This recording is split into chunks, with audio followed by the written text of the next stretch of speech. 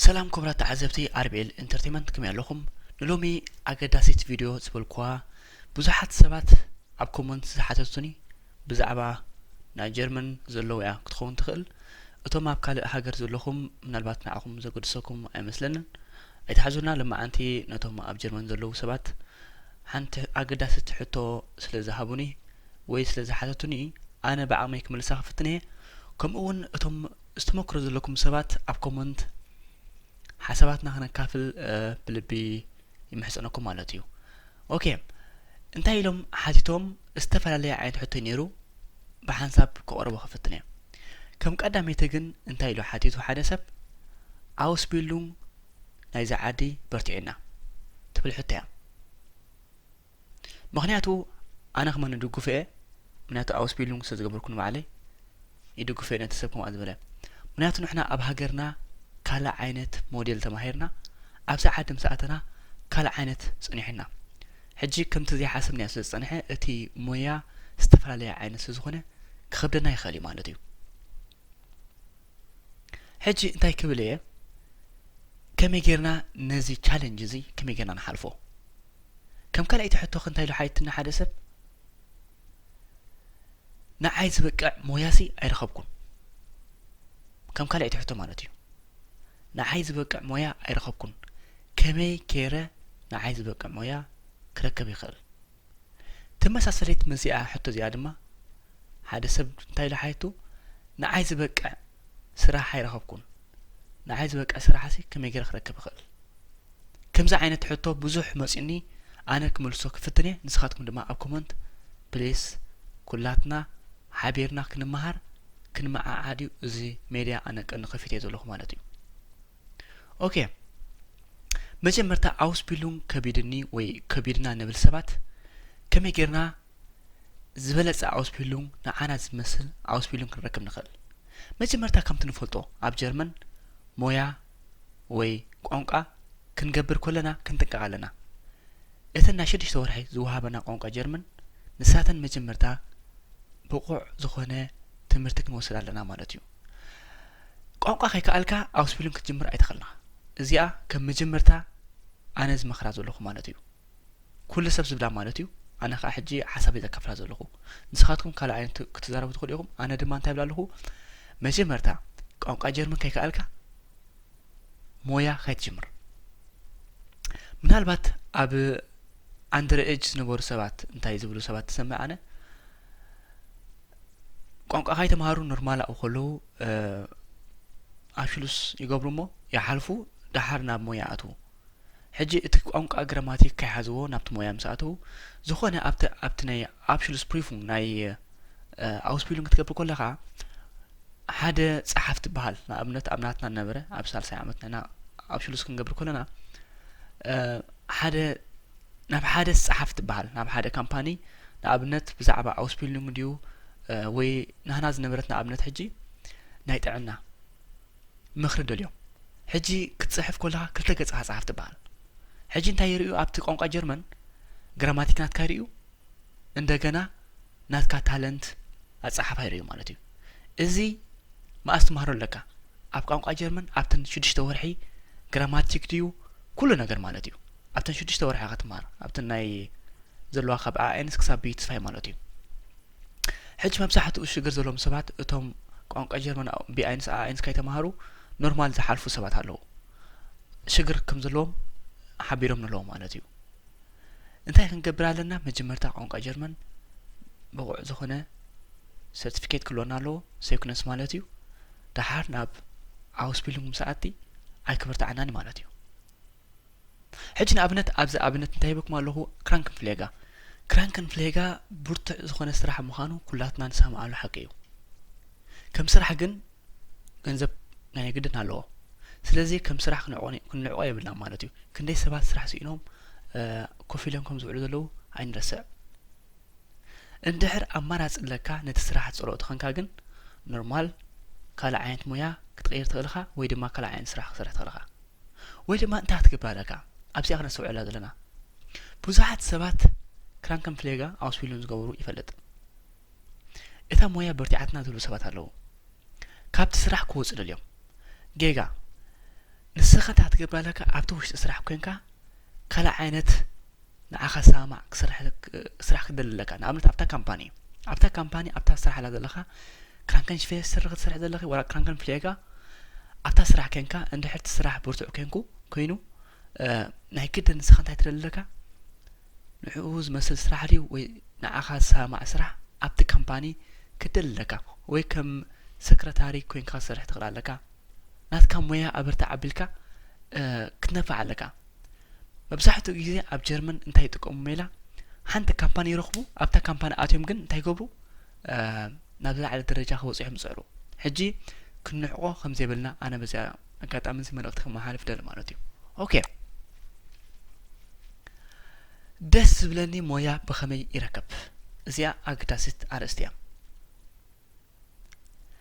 ደስ ዝብለካ ሞያ ክትረክብ ተኾንካ መጀመርታ ክትገባለካ ነዘን ኩለን ካምፓኒታት ናይ ጀርመን ክትፈልጠን ኣለካ ቴሌኮም ድዩ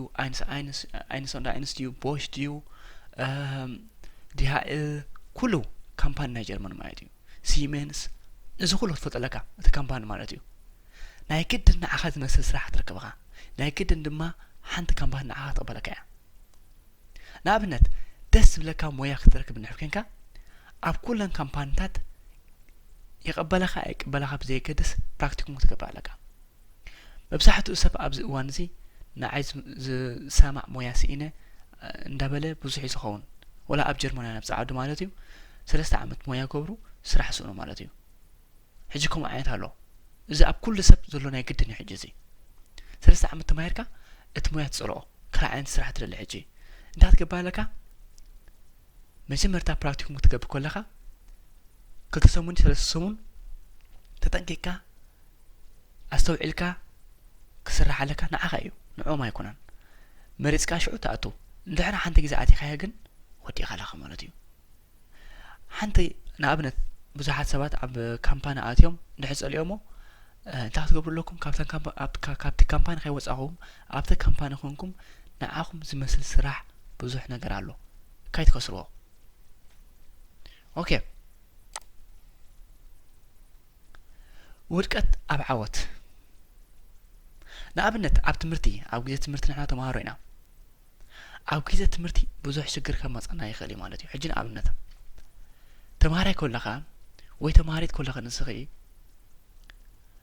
እንድሕር ኣውስቢሉን ትገብር ኣለኻ ወይ ኣውስቢሉን ትገብር ኣለኻ ንስኺ ብዙሕ ኣብ ግዜ መፅናዕትኻ መሰናኽል ክመፀካ ይኽእል እዩ ንኣብነት ሓውኻ እንድሕር ገንዘብ ኢልካ ኣብ ኣፍሪቃ ኮይኑ ብዛዕባኡ ተሓስብ ማለት እዩ ሕጂ ሓደ ስትረስ ገብረልካ ማለት እዩ ነዚ ብኸመይ ተሓልፎ ኣብ ትምህርቲ ክትኾን ከለኻ ብዛዕባ ዝኾነ ነገር ተሓስብ የብልካ ብዛዕባ ስድራኻ ተሓስብ የብልካን ብዛዕባ ኣፍሪቃ ዘሎ ዝኾነ ነገር ተሓስብ የብልካን ኣብ ትምህርቲ ተሊኻ ናይ ትምህርትኻ ግበር ካብ ትምህርቲ ምስ ወፃእኻ ድማ ክትሓስብ ኣለካ ብዛዕባ ስድራኻ ድዩ ብዛዕባ ኩሉ ተዘይ ኮይኑ ካብ ኩሉ ኮንቲ ኾንካ ክትተርፍኻ ንኣብነት ኣብ ትምህርቲ ኾንካ ብዛዕባ ሓውኻ ብዛዕባ ስድራኻ ተሓስብ ተኾንካ ንኣብነት እንድሕር ገንዘብ ጎዲልዎም ብዛዕባ ገንዘብ ትጭነቕ ኮንካ ኣብ ግዜ ትምህርቲ ዕውት ዘይክትኸውን ትኽእል ኢኻ ማለት እዩ ዕውታት ሰባት እንታይ ኢሎም ይዛረቡ ኣብ ዝኾነ ሰዓት ብዛዕባ እታ ግዜ እቲኣ ሕሰብ ንኣብነት ኣብ ግዜ ትምህርቲ ብዛዕባ ትምህርቲ ሕሰብ ካብ ትምህርቲ ምስ ወፃእኻ ድማ ብዛዕባ እቲ መናብሮኻ ትሓስብ ኣለካ ማለት እዩ ወይ ድማ ኣብ ግዜ ስራሕ ማለት እዩ ኣብ ግዜ ስራሕ ብዙሓት ሰባት ምስቶም ሓለፍቲ ዝሰምዑ ሰባት ኣለዉ እንድሕር ሓላፊኻ ምስኡ ዘይተሰማዕ እንድሕር ኮንካ ዝኾነ ዘረባ ኣቋሪፆ ምስኡ ንስኻ ዘገድሰካ እንታይ እዩ ስራሕካ ኢኻ ሕጂ ንኣብነት ንስኻ ኣብ ሲመንስ ስራሕ ትሰርሕ ተኾንካ እቲ ናትካ ኣርባይት ጌባ እቲ ቲም ላይታ ናትካ ሓላፊ ናይቶም ሰራሕተኛታት ማለት እዩ ወይ እቲ ዘስራሕካ ንዓኻ ንሱ እንድሕር ፀኒዕካ ንዓኻ ወይ ኣንጻርካ እንድሕር ተጓዒዙ ሲሜንስ ኣይኮነን ንዓኻ ፀሊእካ ዘሎ እቲ ካምፓኒ ኣይኮነን ንዓኻ ፀሊእካ ዘሎ ወይ ንስኻ በኣስኻ ምስቲ ካምፓኒ ኣይኮነን በኣስኻ ንስኻ ምስቲ ናትካ ቲም ላይተር እዩ ምስቲ ናትካ ሓላፊ ናይ ውልቂ ሓላፊ ማለት እዩ ናይ ስራሕካ ምስኡ ንድሕር ተሰማሚዕ ኢኻ ናይ ግድን ንስኻ ካብቲ ስራሕ ትወፅእ የብልካን እንታይ ደኣ ንዕኡ ንኸይትሕጐስ ኢልካ ኣብ ስራሕ ፌስ ኮንካ ክትነብር ክትኽእል ኣለካ ብዙሓት ሰባት ኣለዉ ሰራሕተኛታት ዝፀልኡ ማለት እዩ ንኣብነት ሕጂ ከም ስደተኛታት ማለት እዩ ከማና ዝኣምሰሉ ዝፅልኡ ሰባት ኣለዉ እቶም ኣስራሕቲ ማለት እዩ እቲ ካምፓኒ ይኮነ ዝጸልእ እንታይ ደኣ ውልቀ ሰባት እዮም ሕጂ ከምኡ ዓይነት ሰባት ንሕና ኣጋጢሞምኻ ወይ ንሕና ኣጋጢሞምኺ ክጥንቀቕ ኣለካ እንድሕር ንስኻ ኣብቲ ስራሕ ወፂኻ መፍትቱ ይንዑ ማለት እዩ ንሱ ምናልባት ሓደ ኣንጻር ስደተኛታት ክኸውን ይኽእል እዩ ስለዚ ንስኻ ኣብዚ ክትነፍዕ ኣለካ ሕጂ ንኣብነት 3 ዓመት ኣውስቢሉም እንድሕር ጌርካ እንድሕር ተሪፍካ ክተዋደቕ የብልካ ነብስኻ ክትስእ ኣለካ እንድሕር ተሲኢኻ ካልኣይ ግዜ ከም ትዕወት ክትኣምን ኣለካ ብዘየገድስ ኣብ ትምህርቲ ድዩ ኣብ ስራሕ ካብ ስራሕ ንድሕር ተሰዩካ ንዓይ ዝበቃዕ ስራሕ ኣይክረክብን እየ ክትብል የብልካን ስራሕ ብዙሕ ነገር ኣሎ ግን ኣስተውዕል እቲ ስራሕ ትሰርሖ ተገዲድካ ትሰርሖ ክኾን የብሉን ሽፓስ ዝበካ ክኾን ኣለዎ ማለት ተሓጒስካ ትሰርሖ ስራሕ ክኾን ኣለዎ እንድሕር ደስ ይብለካ ስራሕ ተኾይኑ ግን ኣቐዲምካ ስኻ ሓሲብካ ንዓኻ ዝኸውን ስራሕ ክትረክብ ክትኽእል ኣለካ ማለት እዩ ኦኬ እምበኣር ዝኸበርኩም ኣሕዋት ብዛዕባ ዛርእስቲ እዚኣ ብዙሓት ሰባት ኮመንት ጽሒፎም ለይ ስለዝኾኑ ከቕርባ ተገዲደ ኣለኹ ማለት እዩ ካባኻትኩም ከዓ ብዙሕ ሓገዝ ይደልል ማለት ኣነ ኣብ ኮመንት ጽሒፍኩም ሓሳባት ነንሕድሕድና ክንምዕብል ክንዓቢ ማለት እዩ ቀንዲ ንሱ እዩ ማለት እዩ ኦኬ እቶም ቋንቋ ጀርመን ትገደሱ ሰባት ኣብዚ ቻነል እዚ ቋንቋ ጀርመን ኣይውርድን እየ ሊንክ ኣብ ታሕቲ ክገድፈልኩም ኣብ ኮመንት ማለት እዩ ቋንቋ ጀርመን ደስ ዝብለኩም ኣብቲ ካልእ ቻነል ዘርጊሕልኩም ኣለኹ ማለት እዩ ኣብኡ ኣትይኹም ሳብስክራይብ ብምግባር ቋንቋ ጀርመን ክትመሃሩ ትኽእሉ ኢኹም ማለት እዩ ሶ ናይ ሎሚ ነዚኣ ትመስል ትምህርተይ ጠቂማትኩም ትኸውን ተስፋ ገብር ሰላም ወሰናይ